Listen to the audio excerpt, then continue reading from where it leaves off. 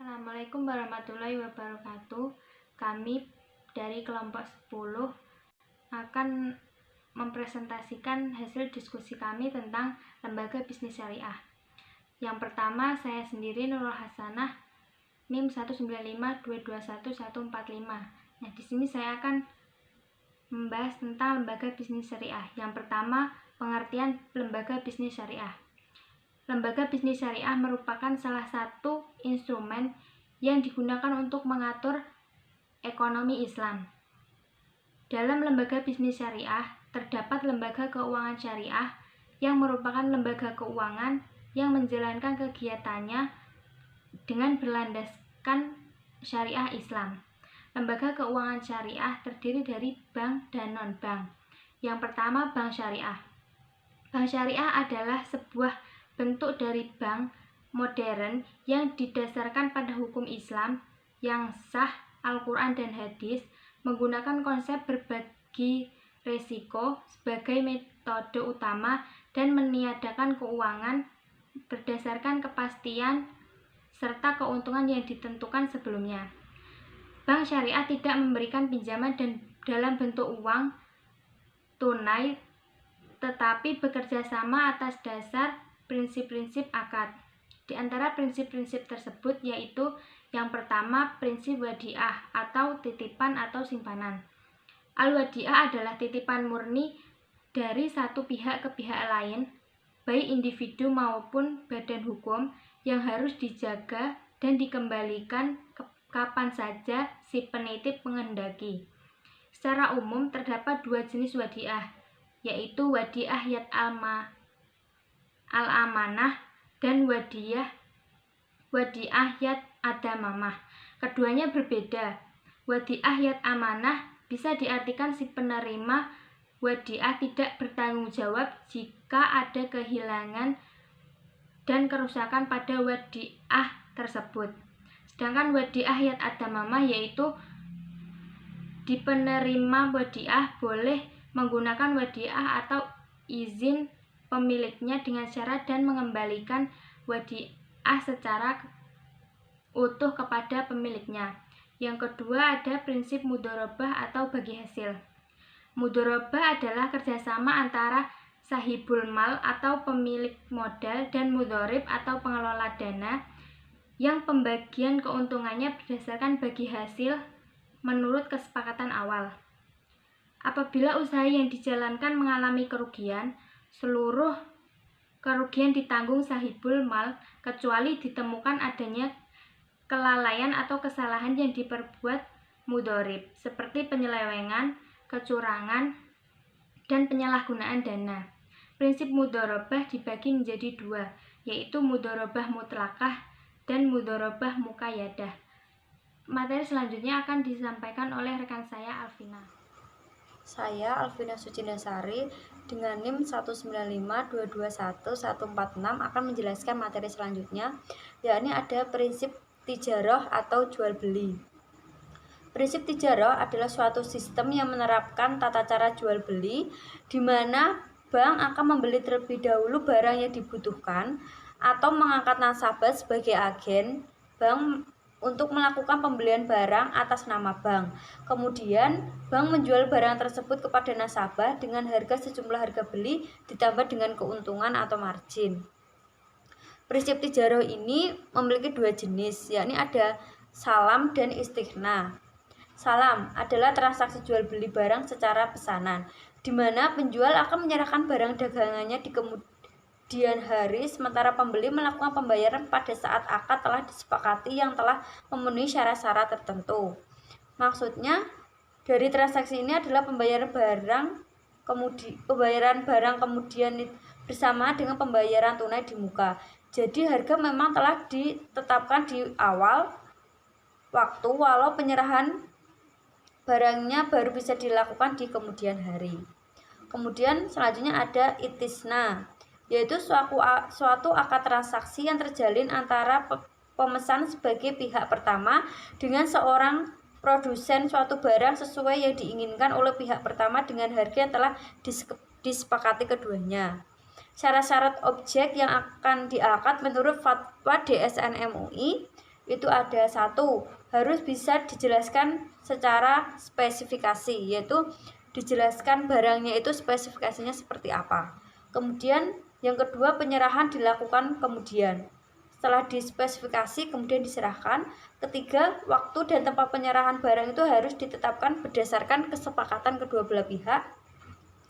Keempat, pembeli tidak boleh menjual barang sebelum menerimanya. Kelima, tidak boleh menukar barang kecuali barang tersebut itu sesuai sejenis, sesuai dengan kesepakatan. Dan yang terakhir, memerlukan proses pembuatan setelah akad disepakati. Selanjutnya ada prinsip ijarah atau sewa.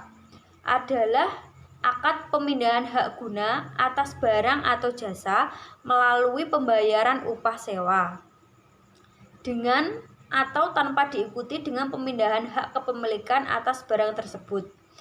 Jenis-jenis ijarah itu dibedakan menjadi dua, yakni ada ijarah murni dan ijarah al-mutahiyah bitamlik.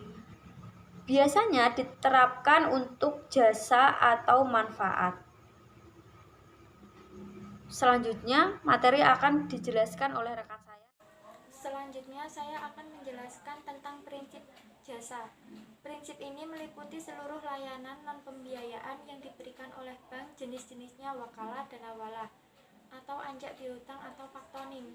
Bentuk bisnis syariah sebenarnya tidak jauh berbeda dengan bisnis umumnya, yaitu sebuah usaha untuk memproduksi suatu barang atau jasa untuk memenuhi kebutuhan konsumennya dan tentunya untuk mencari keuntungan. Hanya saja bisnis ini merupakan implementasi dari aturan Allah, sehingga bermuamalah berdasarkan syariat Islam. Selain prinsip juga ada ciri-cirinya, yaitu A. Selalu berpijak pada nilai-nilai ruhiyah, yakni selalu memiliki kesadaran setiap manusia akan eksistensinya sebagai makhluk ciptaan Allah, sehingga harus selalu berkontak kepadanya. B. Memiliki pemahaman terhadap bisnis yang halal dan haram, sehingga para pelaku bisnis dituntut untuk mengetahui benar-benar fakta mengenai mana bisnis yang diperbolehkan dalam aturan syariah, mana yang tidak boleh. C. Mengimplementasi aturan secara syar'i, jadi harus memiliki kesesuaian antara teori dan praktik, antara yang dipahami dan apa yang diterapkan, sehingga bukan sekadar melihat untung dan rugi. D. Tidak hanya berorientasi pada dunia namun juga akhirat, mendapat keuntungan yang sebanyak-banyaknya di dalam Islam diperbolehkan, hanya saja bukan hanya itu orientasinya, namun dengan menjadikan bisnis yang dikerjakannya sebagai ladang ibadahnya yang akan menjadikannya pahala. Selanjutnya, pegadaian syariah. Menurut Kitab Undang-Undang Hukum Perdata pasal 1150, gadai adalah suatu hak yang diperoleh seorang yang mempunyai piutang atas suatu barang bergerak tersebut diserahkan kepada orang yang berpiutang oleh seorang yang mempunyai utang atau oleh orang lain atas nama orang yang mempunyai utang. Seorang yang berutang tersebut memberikan kekuasaan kepada orang yang memberi utang untuk menggunakan barang bergerak yang telah diserahkan untuk melunasi utang apabila pihak yang berutang tidak dapat memenuhi kewajibannya pada saat jatuh tempo. Gadai dalam fikih disebut rahran, sedangkan maksudnya ran yaitu menjadikan barang yang boleh dijual sebagai kepercayaan hutang di mana akan dibayar daripadanya jika terpaksa tidak bisa melunasi hutang tersebut. Landasan hukum pegadaian syariah juga mengacu pada syariah Islam yang bersumber dari Al-Quran, hadis Nabi Shallallahu Alaihi Wasallam, dan hukum positif. Adapun landasan yang dipakai adalah surat Al-Baqarah ayat 283 yang artinya, jika kamu dalam perjalanan atau dan bermuamalah tidak secara tunai, sedang kamu tidak memperoleh seorang penulis, maka hendaklah ada barang tanggungan yang dipegang atau oleh yang berpiutang. Akan tetapi jika sebagian kamu mempercayai sebagian yang lain, maka hendaklah yang dipercaya itu menunaikan amanatnya atau utangnya, dan hendaklah ia bertakwa kepada Allah Tuhannya. Dan janganlah kamu atau para saksi menyembunyikan persaksian, dan barang siapa yang menyembunyikannya maka sesungguhnya ia adalah orang yang berdosa hatinya, dan Allah Maha mengetahui apa yang kamu kerjakan. Dalam menjalankan pegadaian syariah, pegadaian harus memenuhi rukun gadai syariah. Rukun gadai tersebut yaitu 1. Ar-rahin atau yang menggadaikan. Syaratnya yaitu orang yang telah dewasa, berakal, bisa dipercaya. 2. Al-murtahin atau yang menerima gadai, yaitu orang bank atau lembaga yang dipercaya. Yang ketiga, al-marhun atau rahan atau barang yang digadaikan, yaitu barang yang digunakan rahin untuk dijadikan jaminan dalam mendapatkan uang. Marhun itu harus memenuhi beberapa syarat, yaitu 1. Harus diperjualbelikan, 2. Harus berupa harta yang bernilai, 3. Marhun harus bisa dimanfaatkan, yang keempat harus diketahui keadaan fisiknya, yang kelima harus dimiliki oleh rahin, setidaknya harus saling seizin pemiliknya. Yang keempat, al-marhin bih atau utang. Yang keempat, al-marhun bih atau utang, sejumlah dana yang diberikan murtahin kepada rahin atau dasar besarnya. Tafsiran marhun al-marhin bih itu harus memenuhi beberapa syarat, yaitu harus merupakan hak yang wajib, yang kedua memungkinkan pemanfaatan, yang ketiga harus dikuantifikasi, yang kelima sikhat atau ijab dan qabul, yang kesepakatan antara rahin dan murtahin dalam melakukan transaksi gadai. Tujuan dan manfaat pegadaian syariah. Sifat usaha pegadaian pada umumnya menyediakan pelayanan bagi kemanfaatan masyarakat umum dan sekaligus memupuk keuntungan berdasarkan prinsip pengelolaan yang baik. Oleh karena itu, pegadaian bertujuan sebagai berikut. Yang A. Turut melaksanakan dan menunjang pelaksanaan kebijaksanaan dan program pemerintah di bidang ekonomi dan pembangunan nasional, pada umumnya melalui penyaluran uang pembiayaan atau pinjaman atas dasar hukum gadai. Yang B. Pencegahan praktik ijon. Yang C. Pemanfaatan gadai bebas bunga. Pada gadai syariah memiliki efek jaring pengaman sosial karena masyarakat yang butuh dana mendesak tidak lagi dijerat pinjaman. Yang D. Membantu orang-orang yang membutuhkan pinjaman dengan syarat mudah. Adapun manfaat pegadaian antara lain sebagai berikut. A. Bagi nasabah, tersedianya dana dengan prosedur yang relatif lebih sederhana dan dalam waktu yang lebih cepat dibandingkan dengan pembiayaan atau kredit perbankan. Di samping itu, nasabah juga mendapat manfaat penaksiran nilai barang bergerak secara profesional. Yang B. Bagi perusahaan pegadaian, penghasilan yang bersumber dari sewa modal yang dibayarkan oleh peminjam dana. Penghasilan yang bersumber dari ongkos yang dibayarkan oleh nasabah memperoleh jasa tertentu. Bank syariah yang mengeluarkan produk gadai syariah mendapat keuntungan dan pembebasan biaya administrasi dan biaya sewa tempat penyimpanan emas. Pelaksanaan misi pegadaian sebagai bidang pembiayaan berupa pemberian bantuan kepada masyarakat yang memerlukan dana dengan prosedur yang relatif sederhana. Berdasarkan PP nomor 10 tahun 1990, laba yang diperoleh digunakan untuk: pertama, dana pembangunan semesta 55%, kedua, cadangan umum 20%, ketiga, cadangan tujuan 5%, keempat, dana sosial 20%. Saya Nur Aprilianingsih dengan NIM 195221155. Di sini saya akan menjelaskan materi selanjutnya tentang asuransi syariah, pasar modal syariah, dan BMT. Yang pertama, asuransi syariah. Asuransi syariah ini menurut Fatwa DSN nomor 21/DSN MUI /3/2002 tentang asuransi syariah, yaitu usaha saling melindungi dan tolong-menolong di antara sejumlah orang atau pihak melalui investasi dalam bentuk aset dan tabaruk yang memberikan pola pengembalian untuk menghadapi resiko tertentu melalui akad yang sesuai dengan syariah.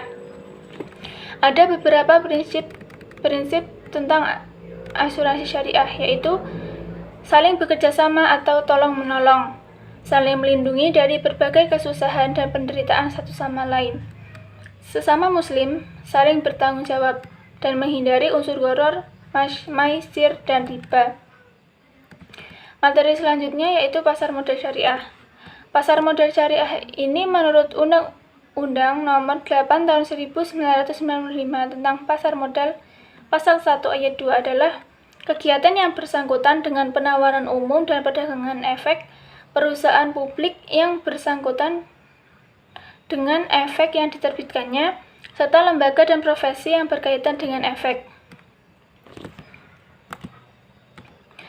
Ada beberapa manfaat pasar modal, yaitu menyediakan sumber pembiayaan jangka panjang bagi dunia usaha, sekaligus memungkinkan alokasi sumber dana secara optimal, memberikan wahana investasi bagi investor, sekaligus memungkinkan upaya diversifikasi, menyediakan leading indikator bagi tren ekonomi suatu negara, penyebaran kepemilikan perusahaan sampai lapisan masyarakat menengah, penyebaran kepemilikan, keterbukaan, dan profesionalisme menciptakan iklan berusaha yang sehat. Ada beberapa karakteristik pasar modal syariah, yaitu semua saham harus diperjualbelikan pada bursa efek. Bursa perlu mempersiapkan pasca perdagangan di mana saham dapat diperjualbelikan melalui pialang. Semua perusahaan yang mempunyai saham yang dapat diperjualbelikan di bursa efek diminta menyampaikan informasi tentang perhitungan keuntungan dan kerugian serta neraca keuntungan kepada komite manajemen bursa efek dengan jarak tidak lebih dari 3 bulan. Komite manajemen menerapkan harga saham tertinggi tiap-tiap perusahaan dengan interval tidak lebih dari 3 bulan sekali. Saham tidak boleh diperjualbelikan dengan harga lebih tinggi dari HST atau harga saham tertinggi. Materi selanjutnya adalah BMT. BMT atau Baitul Mal wa Tamsil adalah balai usaha mandiri terpadu yang berintikan Bait al-Mal wa at-Tamwil dengan kegiatan mengembangkan usaha-usaha produktif dan investasi dalam meningkatkan kualitas ekonomi pengusaha kecil, bawah, dan menengah dengan mendorong kegiatan menabung dan menunjang pembiayaan ekonominya. Secara konseptual, BMT memiliki 2 fungsi, yaitu Bait at-Tamwil,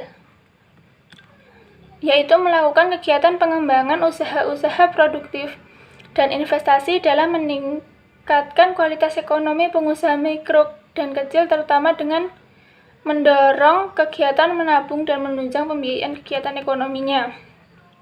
Yang kedua, Bait al-Mal, yaitu menerima titipan dana zakat, infak, dan sedekah, serta mengoptimalkan distribusi sesuai dengan peraturan dan amanahnya.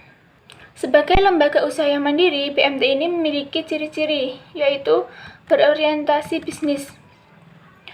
Maksudnya yaitu, BMT ini memiliki tujuan untuk mencari laba bersama dan meningkatkan pemanfaatan segala ekonomi yang sebanyak-banyaknya bagi para anggota dan lingkungannya.